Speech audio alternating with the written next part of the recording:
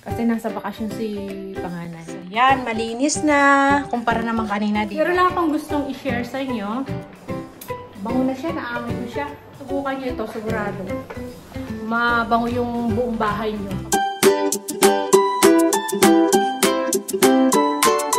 Hello kabayan! Always think positive!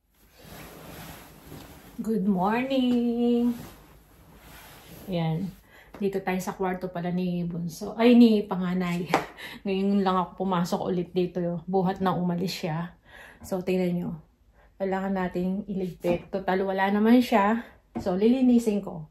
Kasi nasa bakasyon si panganay. So, 1 month siyang nasa bakasyon.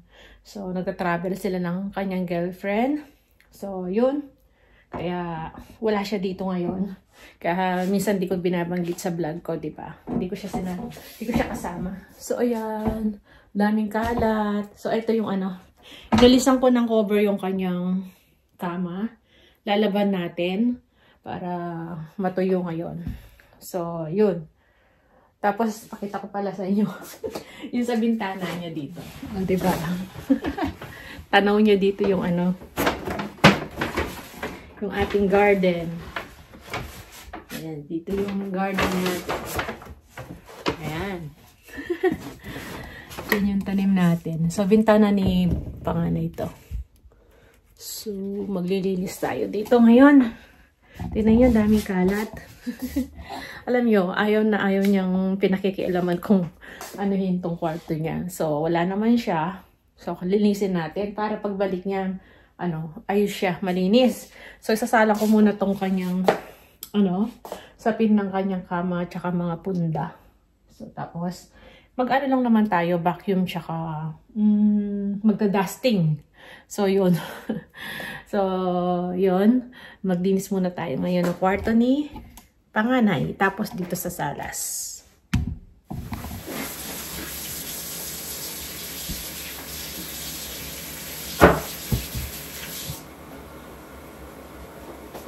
So, ayan. Naisalang na natin yung ni panganay. Tapos, ito naman kay Bunso. Uniform niya. Yan. Mga uniform niya to. So, nakababad. Binabad muna natin. Tapos, sasalang din natin. So, yan. Yan lang natin matapos yan. Tapos, mag-vacuum na tayo dito sa kanyang kwarto. Tsaka mag-dusting.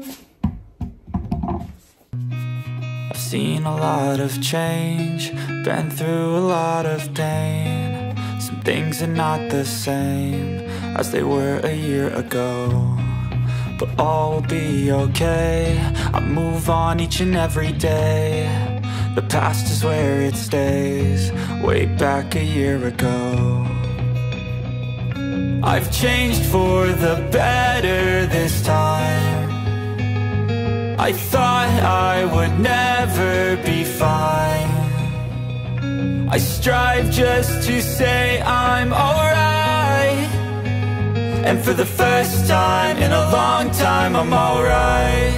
I've seen a lot of change, been through a lot of pain. Some things are not the same as they were a year ago, but all will be okay. So, yan. Malinis na. Kumpara naman kanina, diba? Ang daming sabog-sabog dyan. So, ayan na siya. Oh, at least ito, pag natuyo yung niya, ilalagay natin uli yung sapin. Mabango na naman. Kasi hindi ko alam yung mga niya siyang nagkakabit eh. Siyang bumibili ng mga pangsapin niya sa kama. So, hindi ko alam yung mga lagayan niya. Hindi na natin pakikialaman. Tapos, tinabi ko lang yung mga papers niya para pag hanapin niya, hindi siya mahirapan. Nandyan lang. Tapos, yung mga paper bag, nilagay ko lang lahat dyan, yung mga ibang gamit niya. Tapos, ito, konting dusting lang yan kasi hindi ko lahat matatanggal yan. Baka kasi magkalaglagan, mapagalitan pa ako. Yung mga collection niya. So, nakapag-vacuum na tayo. Ayan, yan, pag nagmaano siya. Nag-workout. Nandyan. So, at least malinis na, diba?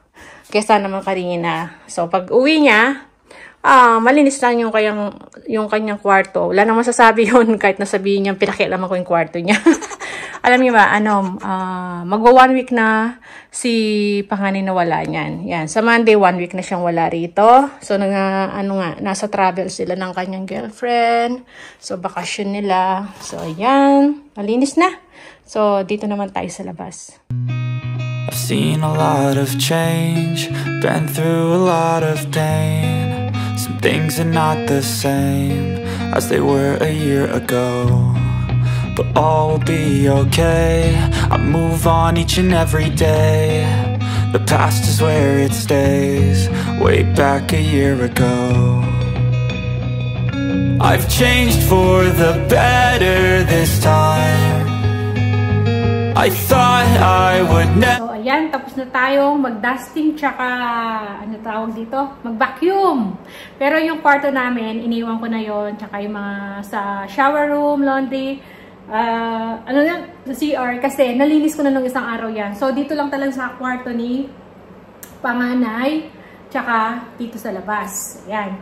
Yung kay Bunso naman siya na naglilinis nun eh. Minsan talaga siya nagba-vacuum. So, ang gagawin din lang natin, magmamap tayo. So, yeah, multitasking tayo. Natapos na tayo rin magluto, diba? Pinakita ko rin sa inyo, sinama ko na. Kasi nga, nakita ko oras na kailangan makapagluto na ako habang naglilinis din. So, habang naglilinis tayo sa kusina, sabay na nagluluto. So, yun, oras na kasi. So, ngayon, magmamap tayo. Meron lang akong gustong i-share sa inyo.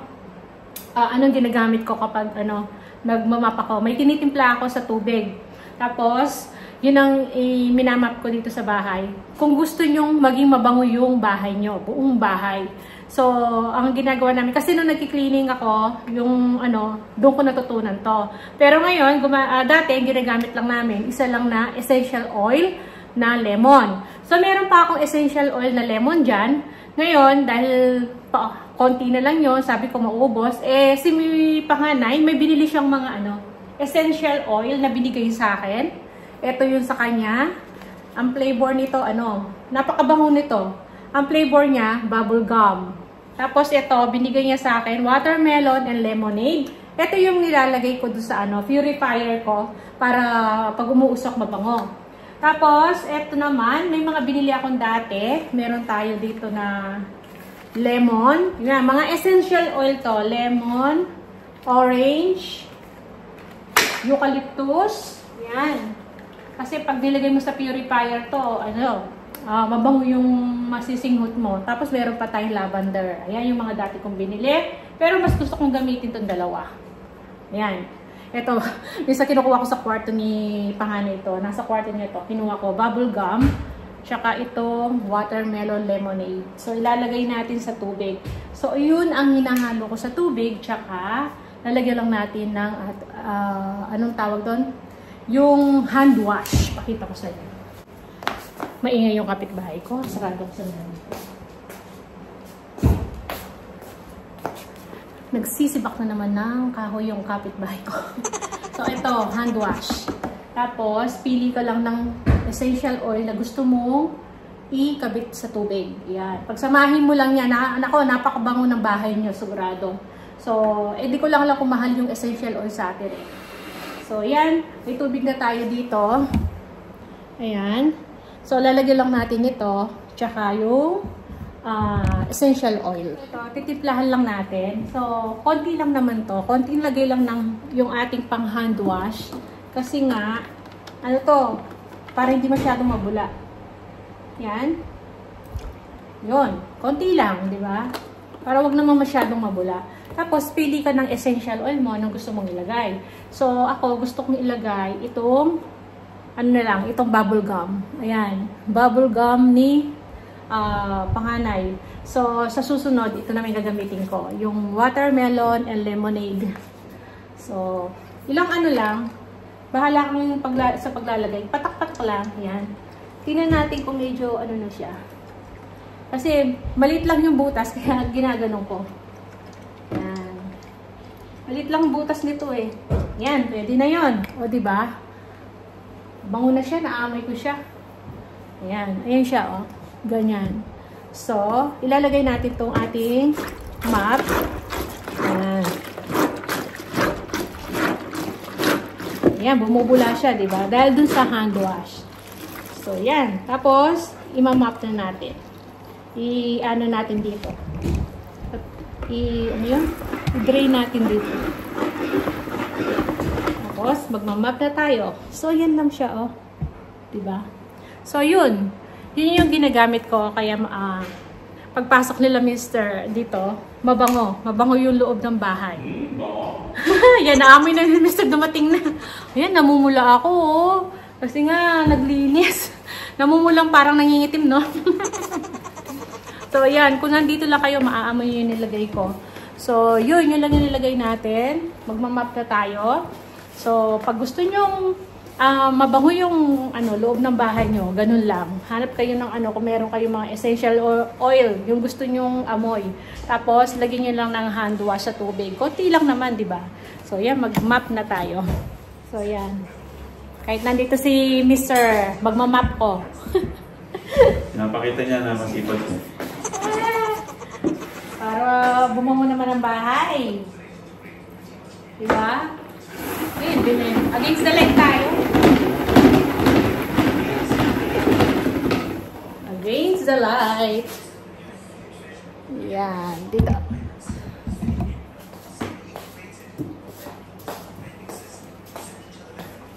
Bango, no? Amin mo? Yung essential oil niya yun, yung panganay. Nasaan namin?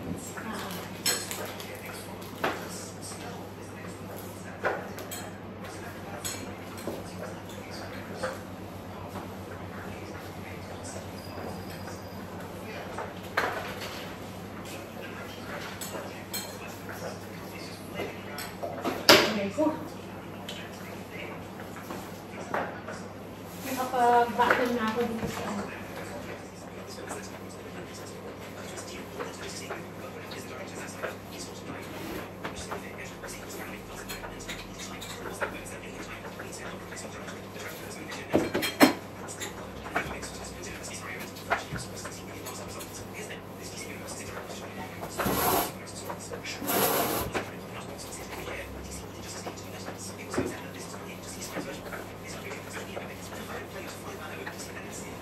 So, yan. Tatapusin ko lang yung pagmamap ko.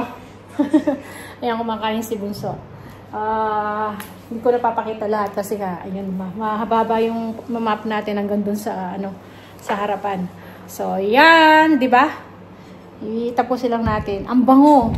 Ay, nako, subukan nyo ito. Sigurado.